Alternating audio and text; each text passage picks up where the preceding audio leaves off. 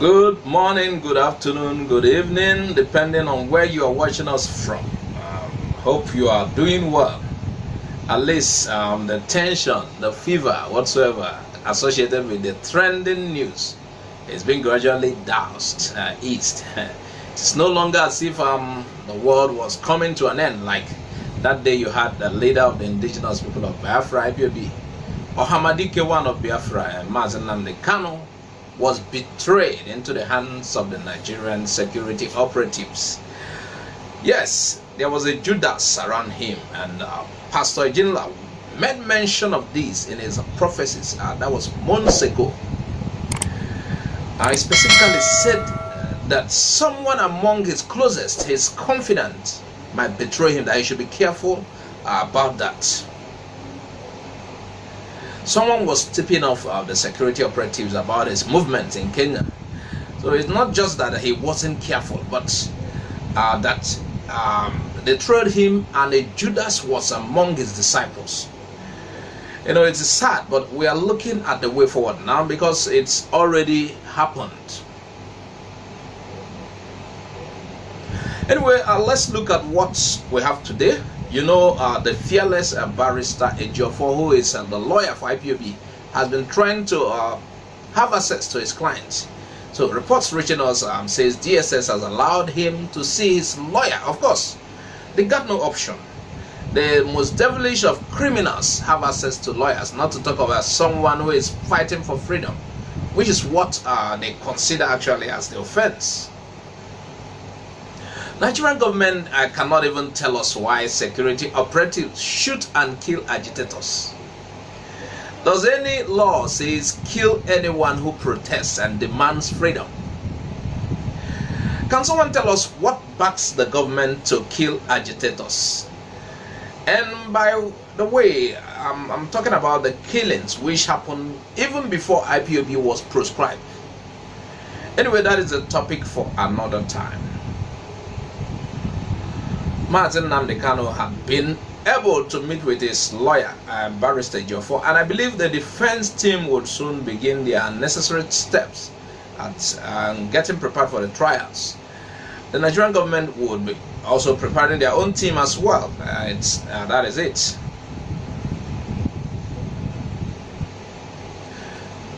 As usual, the man will know what he's capable of has also spoken. Abaribe or asked federal government to respect Kanu's human rights. He also urged the federal government to embrace caution and strict adherence to the rule of law in handling the Nnamdi Kanu's issue. And by the way, why must they blindfold him the first day he was charged to court? Why? Anyway, Abaribe advised the federal government to be guided by the provisions of the Section 31 of the 1999 Constitution of the Federal Republic of Nigeria, as amended, and Article 4 of the African Charter on Human and People's Rights. Abaribe said the relevant section and the Charter presupposes that the detainee should be humanly treated while in custody of the state. You know, DSS will be torturing him. What it means is that it is the duty of the government in this instance to protect him and ensure the respect of his fundamental human rights while his trial lasts. Because for now, it is a tried law that he is presumed innocent and until proven guilty. Abaribe said. Again, that is why I asked why I queried that he was blindfolded. That is how some Asian countries convict criminals after sentence, so he shouldn't be blindfolded. I wonder why. He's here to be sentenced. The government is doing whatever they likes. So Abaribe called for calm, saying that the recent event presents an opportunity for dialogue, actually, for the federal government to address the contending issues that seems to challenge the peace and unity of the country. Because what brought about this agitation itself? That is what they should deal with. We also had Nnamdi Kanu has written British Commission and is asking them for consular service. This is because he's also a British citizen, and that is the work of that office, attending to the needs of the nationals in other countries. So the leader of the indigenous people of Biafra, Mazi Nnamdi Kanu, has written to British High Commission in Nigeria, Katrina Lange, asking that the British authorities file a diplomatic note with Nigeria's federal high court, indicating Britain's sovereign interest in his trial as a British citizen. Nyabona o set go ije. Meanwhile, another lawyer standing for the IPOB, barrister Ejimako, reiterated that Kanu, being a British citizen, did not travel with a Nigerian passport to Kenya, where he was abducted. I remember we made mention of these.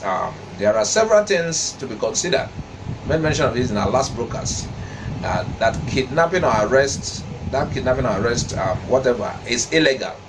So Ejimako, in a letter titled "Urgent Request for Consular Assistance to Mazi Nnamdi Kanu, one Nnamdi Kanu, a British citizen, established legal, political, and diplomatic reasons to defend the pro-Biafra leader.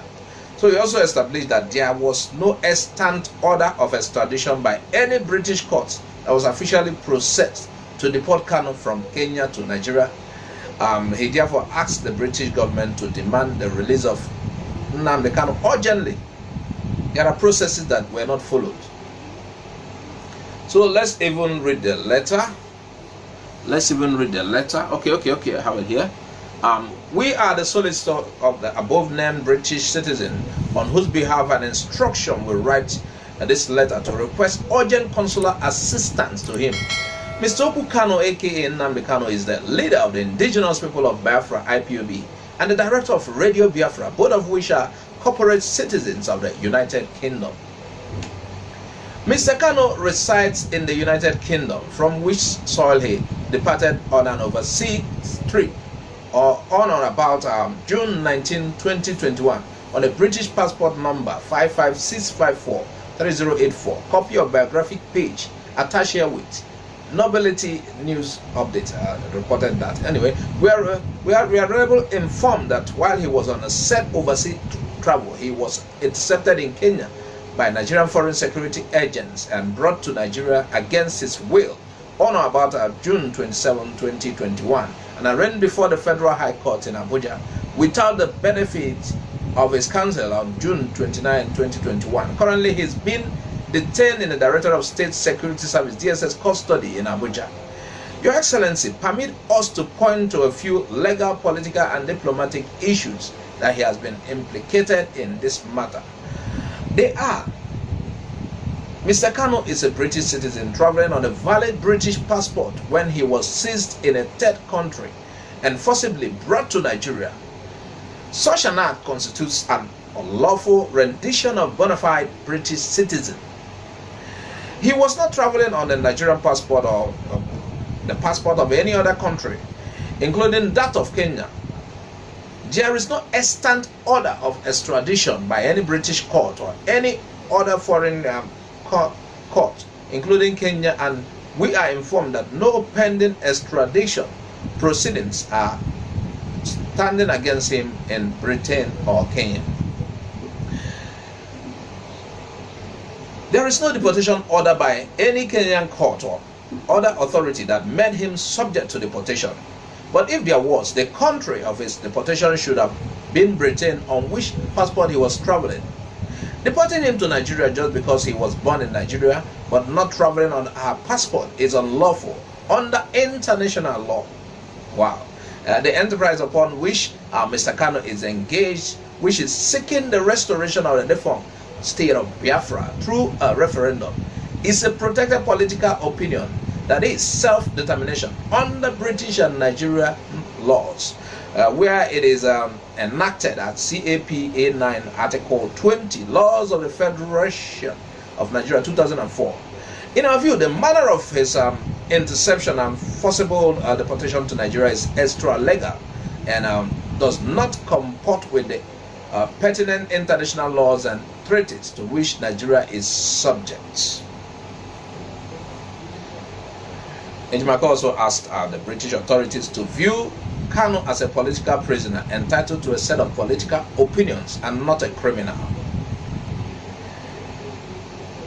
Based on the foregoing, we hereby make the following prayers: that Mr. Kanu be granted every possible consular assistance to which he is entitled as a British citizen, that Mr. Kanu be categorized as a high-profile political prisoner or a prisoner of conscience, and be thus rendered the highest diplomatic protection under municipal and international laws.